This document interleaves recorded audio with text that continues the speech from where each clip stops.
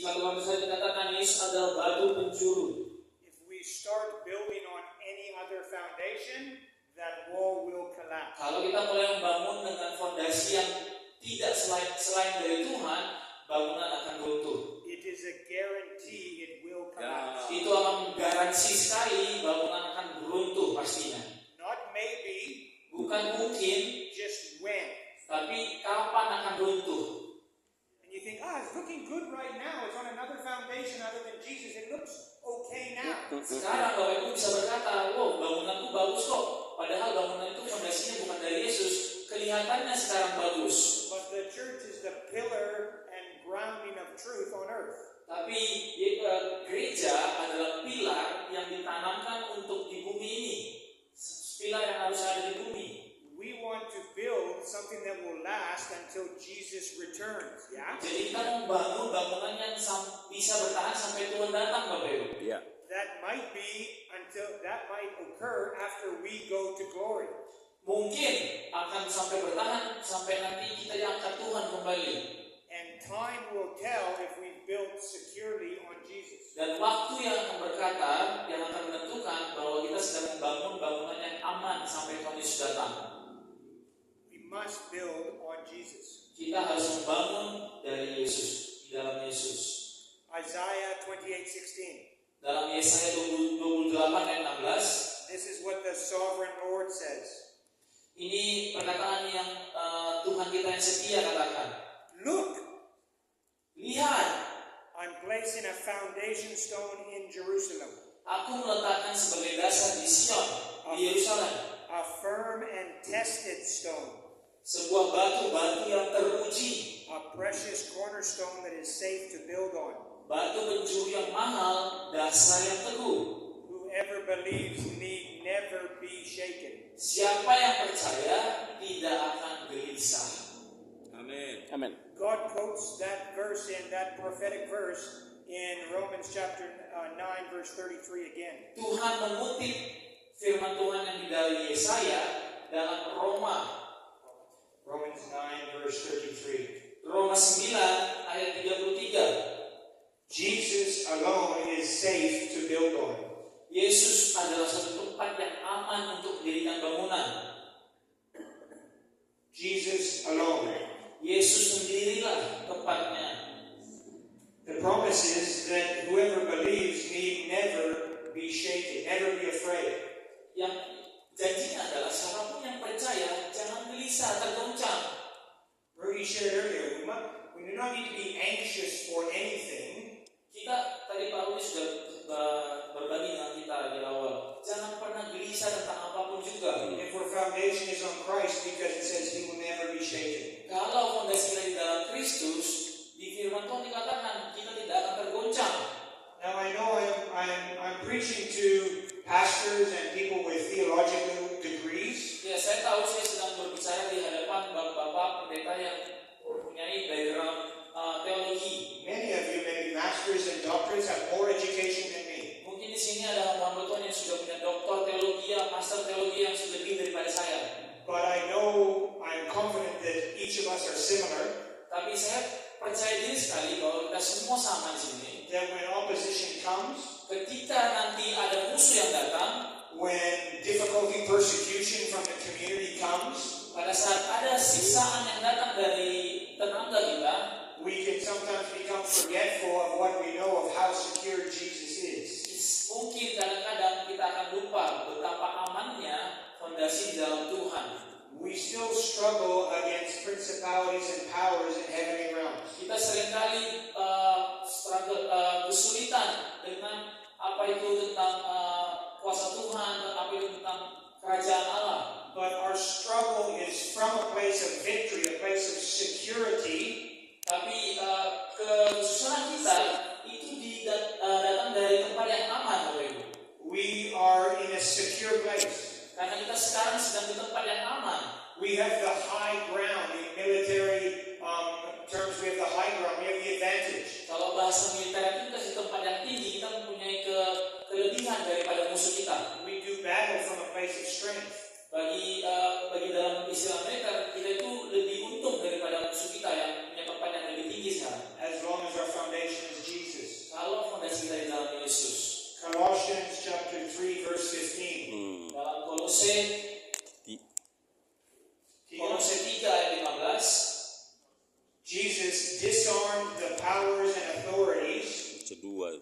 Ya, You can read it. ya hendaklah damai sejahtera Kristus memerintah Kolose dalam 2, hatimu. Kolose 2:15, 2:15. Tiga. 3:15. Hendaklah damai sejahtera Kristus memerintah dalam hatimu, karena untuk itulah kamu telah dipanggil menjadi satu tubuh dan bersyukurlah. Yeah. 2:15. No, 2:15. 2:15. Oke, 2:15.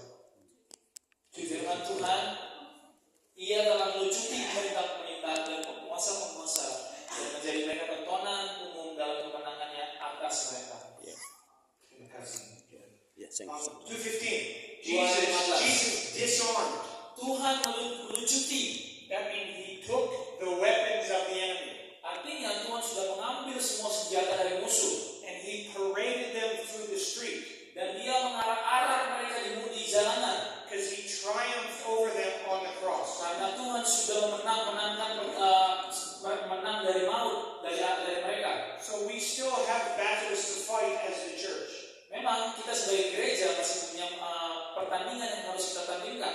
But we fight battles knowing who has won the war. Tapi kita sedang melakukan pertandingan yang kita tahu pertandingan itu sudah dimenangkan, Bapak Ibu. Yeah? Amin. Peperangan. Does anybody here like to watch football? Siapa di sini yang suka menonton sepak bola? Okay, 1, 2, 3 honest people. Maybe you want. Rugby. Imagine rugby, I know rugby is 4 people. But imagine Indonesia is playing Malaysia, and the game is on Sunday morning. Bayangkan jika Indonesia melawan Malaysia, pertandingan itu di Minggu pagi, Bapak Ibu. So you cannot watch the game because you're praising Jesus. Jadi banyak sekali hamba Tuhan nggak bisa nonton pertandingan tersebut karena kita sedang persiapkan hari Minggu. We think I'm going to watch the replay on YouTube after this afternoon. Tapi semua pikiran kita langsung berpikir, oh nanti saya akan nonton replay ini saja. Yeah. But before you get home from church, somebody in your congregation tells you that Indonesia won. Tapi sebelum selesai gereja, seorang jemaat bilang, Pak, Indonesia udah menang.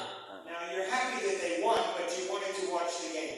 Nah kita sudah senang mendengar Indonesia menang, tapi kita masih mau menonton lagi siaran ulang. Yes. So you think that's okay, I'm still going to watch the game. Wah nggak masalah, walaupun saya sudah tahu, tapi saya masih mau nonton aja lah. Yeah. If Indonesia is losing 2-0 at halftime, Dan tapi jika Indonesia kalah 2-0 di babak pertama, do you get worried? Yes. apakah kita sudah mulai khawatir? No. Oh ya, tidak. Oh Well, ya. why don't you get worried? Kenapa nggak khawatir, Bapak Ibu?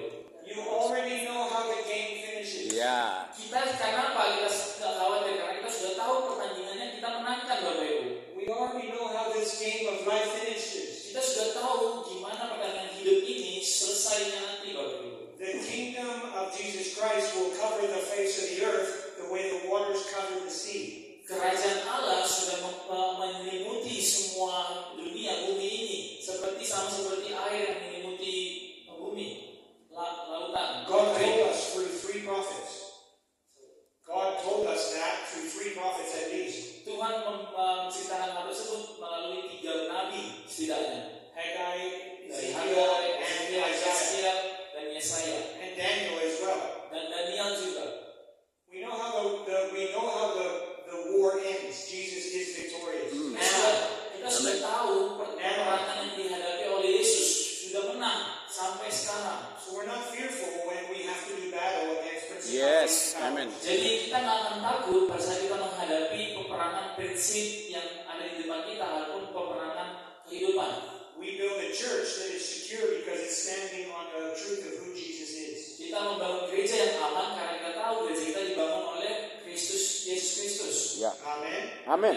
Amen. If we're going to build according to the pattern that God has given us, we must build as servants. Kita harus membangun bangunan yang sesuai dengan polanya Tuhan. Kita membangun sebagai hamba. Ya. Let's turn to Psalm 78, Kita verses baca 70 to 72, the last 2 verses. Mazmur 78 Psalm 78, 70, and then verse 70. Mazmur 78 ayat 70 sampai 72. Firman Tuhan, dipilihnya Daud hambanya, diambilnya dia dari antara kandang-kandang kambing domba, dari tempat domba-domba yang menyusui datangkannya dia, untuk mengembangkan Yakub umatnya, dan Israel miliknya sendiri. Ia Dia menggembalakan mereka dengan ketulusan hatinya dan menuntun mereka dengan kecakapan tangannya. When God was looking for a king, Pada saat Tuhan sedang mencari raja, He looked for a man who the only man the scriptures say was after his own heart. dan dia mencari seorang, di firman Tuhan katakan yang mengasihi Tuhan, Chose David his servant. dan dia memilih David sebagai hambanya. If we're going to build according to God's pattern a church that will last, Kalau kita membangun gereja yang bertahan lama, we must work as servants, kita harus melayani sebagai pelayan, bekerja sebagai pelayan, working with the master, not for the master. bekerja bersama dengan Tuhan, bukan bekerja untuk tuannya. We don't work for God, Kita bukan bekerja untuk Tuhan, we work with God. kita bekerja bersama Tuhan. It's God at work in us to will and to act according to His good purpose. Jadi Tuhan ada di dalam kita untuk melakukan kehendak yang Dia siapkan untuk dalam tujuan hidup kita. Philippians 2 verse 13. Filipi 2 ayat 2:13. 2 ayat 13. Without Him we can do nothing. John 15. Dalam Yohanes 15, tanpa Dia kita tidak melakukan apapun. So we are servants working with our master. Jadi kita pelayan yang bekerja bersama dengan Tuhan kita. So our aim and our goal, our measure of success as servants, Jadi tujuan ataupun indikator kesuksesan kita sebagai pelayan adalah is to hear the well done of the master. sebagai hamba kita harus mendengar, pada saat kita mendengar, wah bagus sekali. We've Itu done ukuran what the sukses. master asked us to do. Kita melakukan apa yang kita menyelesaikan apa yang Tuhan kita minta. What is Jesus' number one love language? Apakah bahasa kasihnya Tuhan Yesus yang pertama kali, yang paling utama? Obedience. Ketaatan. Obedience, yeah. Obedience. Ilustrasi. Ilustrasi Pak. Oh, istilah. There is a school of thought that says that each person has a different love language. Jadi ada sekolah pemikiran di mana setiap orang mempunyai bahasa kasih yang berbeda-beda. Some Americans some years ago wrote a book and sold many books. Jadi ada seorang Amerika yang menuliskan buku tentang hal tersebut, banyak buku yang ditulisnya. And I think maybe there is something to it. Dan mungkin ada artinya tentang semuanya itu. But my wife experiences love from me in a different way than I experience love from her. Jadi istri saya merasakan kasih dengan cara yang berbeda dari saya. Begitu juga saya merasakan kasih dengan cara yang berbeda dari istri saya. Yeah. I really like gifts. Saya senang sekali dengan pemberian kado-kado. And I really like physical touch. Dan saya suka dengan sentuhan. Happy. Jangan berapi-api katanya. But when we are driving and she just puts her hand on my leg, I think, my wife loves me. Tapi kalau kami lagi jalan dan istri saya sentuh tangan saya merasakan bahwa ternyata istri saya mengasihi saya. If she buys me a gift, I think, my wife is thinking of me and loves me. Dan pada saat istri saya membelikan saya sesuatu, wah ternyata istri saya sedang memikirkan saya dan mengasihi saya ternyata. So I think, I will buy her a gift and she will think that I love her very much. Dan saya berpikir, mungkin saya harus membelikan juga hadiah untuk dia supaya dia merasa saya mengasihi dia. And she opens the box. Dan pada saat dia buka kotaknya, terima kasih. Dingin. Biasa aja.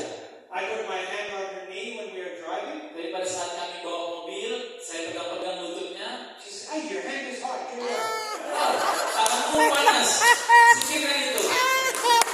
Gak suka disentuh, gak suka pemberian. Oh, okay, sorry. Salah katanya. Ternyata itu kesukaan ibu itu ternyata pegang-pegang lututnya.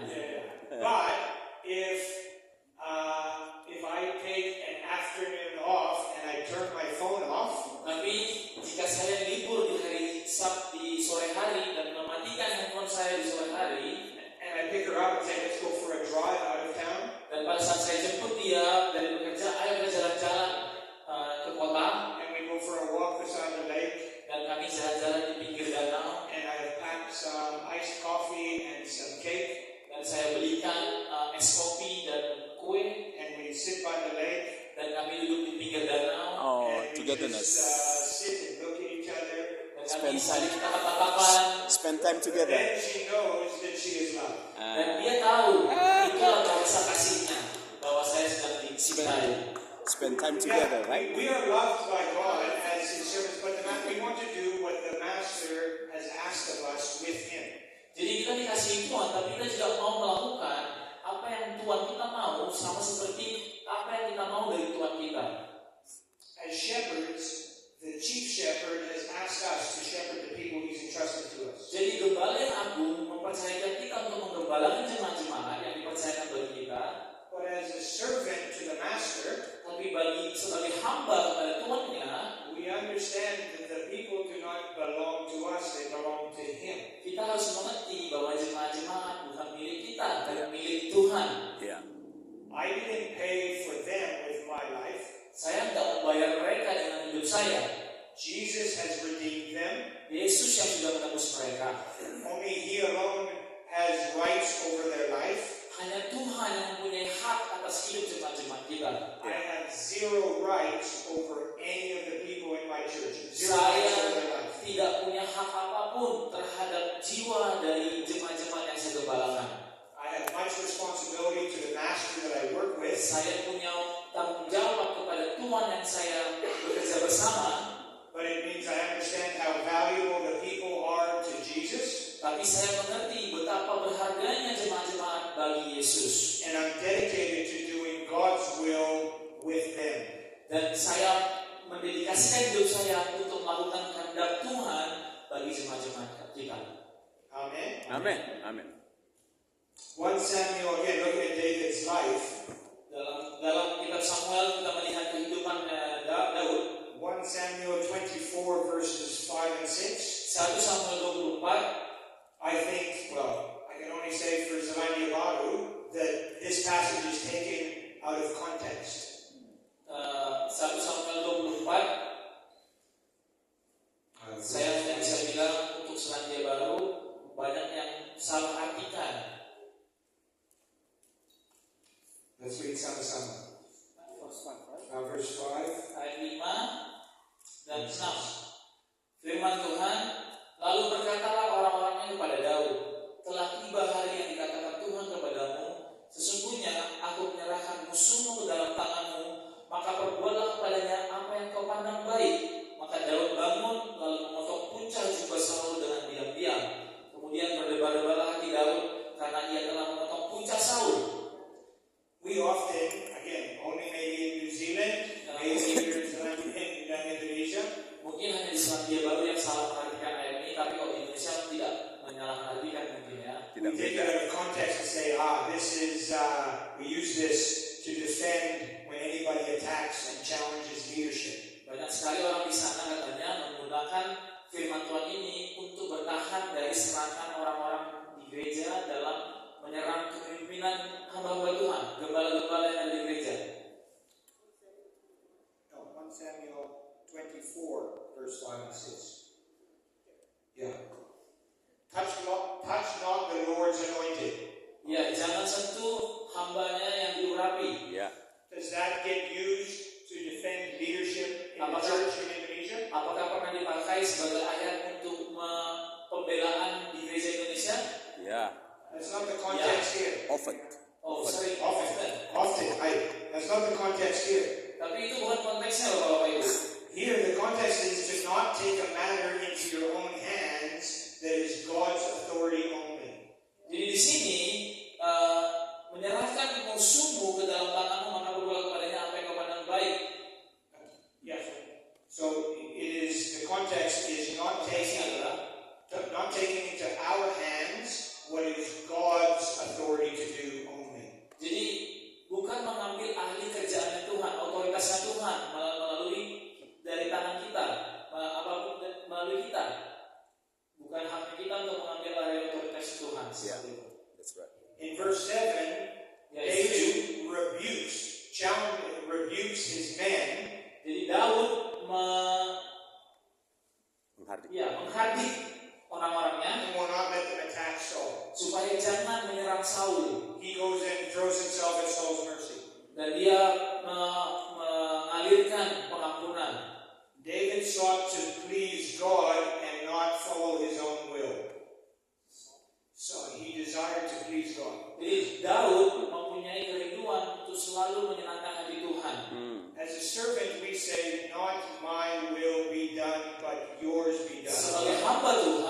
harus sering bilang bukan kehendak yang terjadi, tapi kehendak Tuhan yang terjadi. When we pray, Our Father in heaven, Ketika kita hallowed be berdoa, your name, Bapa kami di surga, dikuduskan namamu, your kingdom come, and your Kerajaanmu will be datanglah, done. dan terjadilah sesuai kehendakmu. That means His will, not my will. Artinya kehendak Tuhan bukan kehendak saya.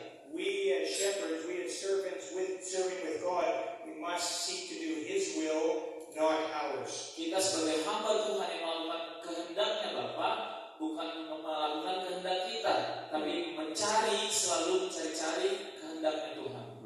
We need to trust God's timing, Kita harus percaya dengan waktunya Tuhan, not forcing something, bukan memaksakan sesuatu, not chasing something and grasping something. bukan mengejar dan menarik-nariknya. David had to wait 7 years Daud harus menunggu 7 tahun after Saul died before he became king. setelah Daud mati dan akhirnya dia bisa menjadi raja. Setelah Saul mati dan akhirnya dia bisa menjadi raja. Just a practical tip. Ini mungkin tips bagi Bapak Ibu. When you are considering someone to be an elder, Ketika kita sedang mencari-cari penatua baru di gereja kita, 1 Timothy chapter 3 says that anyone who desires to be an overseer desires a good thing. jadi dalam 1 Timotius 3, Yeah, 1 Timothy 3. dalam 1 Timotius 3 ketika seorang memiliki jiwa untuk memilih jemaat, itu suatu hal yang baik. So it is good to desire the responsibility and office of an overseer. Jadi baik sekali jika ada jemaat yang mempunyai hati untuk menjadi penatua, memperhatikan jemaat-jemaat. But there's a difference between desiring and chasing after and grasping, trying to grab. Tapi ada perbedaan di mana kerinduan dan juga mengejar-ngejar, mau mencoba mengambilnya sendiri. We must have wisdom and discernment, Kita harus mempunyai hikmat dan kebijaksanaan. seek perspective from others, Kita harus mendengarkan dari yang lain juga.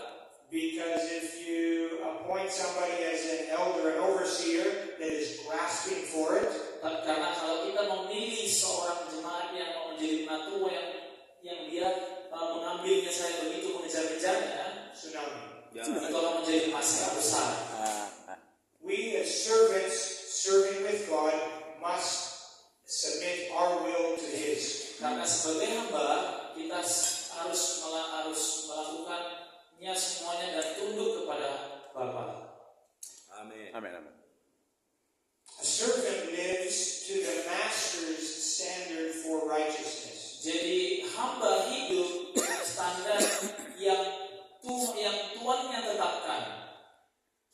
Sin is not tolerated personally Dosa tidak ditoleransi secara personal saja or within the community of faith. atau secara komunitas, secara grup. But God has given us the order with which we deal with sin. Tapi Tuhan memberikan cara bagi kita bagaimana cara menghadapi dosa. Logs, planks in our own eye, Ya, batang kayu yang ada di depan mata kita. and then specks in other people's eyes. Jadi lihat dulu batang kayu di depan mata kita, baru melihat orang lain. The Word of God is a mirror before it is a window. Jadi firman Tuhan ada sebuah kaca sebelum melihat ke jendela.